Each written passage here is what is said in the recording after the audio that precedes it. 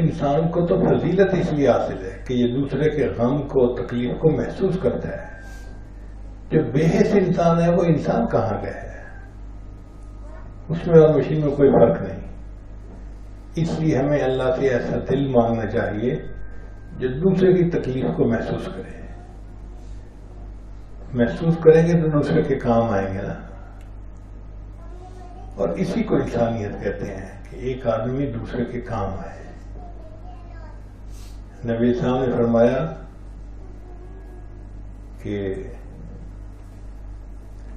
انسانوں میں سب سے بہترین انسان وہ ہے انفعہم للناس، خیر الناس انفعہم للناس.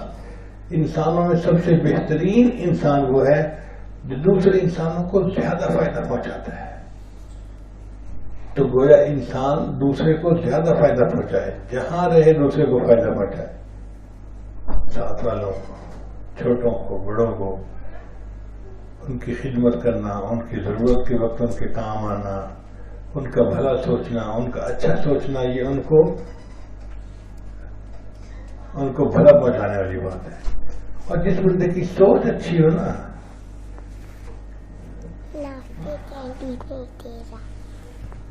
جس بندے کی سوچ اچھی ہو کہ وہ دوسرے کو بھلا پہنچانا چاہتا ہے، یہ بندہ اللہ کو بہت پیارا. آج کل تو ایسا شیطان نے حملہ کر دیا کہ ہر بندے کی سوچ ہی الٹی ہوئی ہے. سوچتے رہتے ہیں اس کو کیسے تکلیف دے سکتے ہیں، اس کو کیسے پریشان کر سکتے ہیں. عورتیں آپس میں بیٹھ کے بات کرتی ہیں، میں نے ایسی بات کی، گھر گئی ہوگی تو جلتی رہی ہوگی. یعنی دوسرے کو نقصان پہنچانا، تکلیف پہنچانا، یہ آج کا بندہ اچھی چیز سمجھتا ہے. حالانکہ اچھی چیز تو یہ ہے کہ دوسرے کو نفع پہنچائے، فائدہ پہنچائے. یہ فائدہ پہنچانا اللہ کو اتنا پسند ہے کہ سلیمان صاحب اپنے لشکر کے ساتھ جا رہے تھے، راستے میں چیونٹیاں چل رہی تھیں.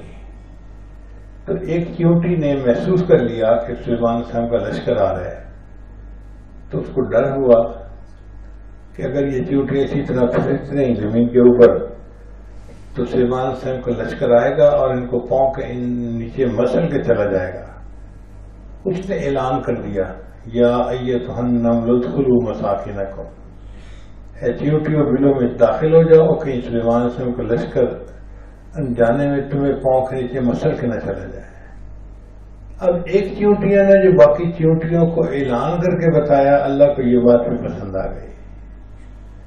اللہ نے اس واقعے کا تذکرہ قرآن مجید میں کیا اور اس سورت کا نام النمل، چیونٹی کے نام پہ رکھا.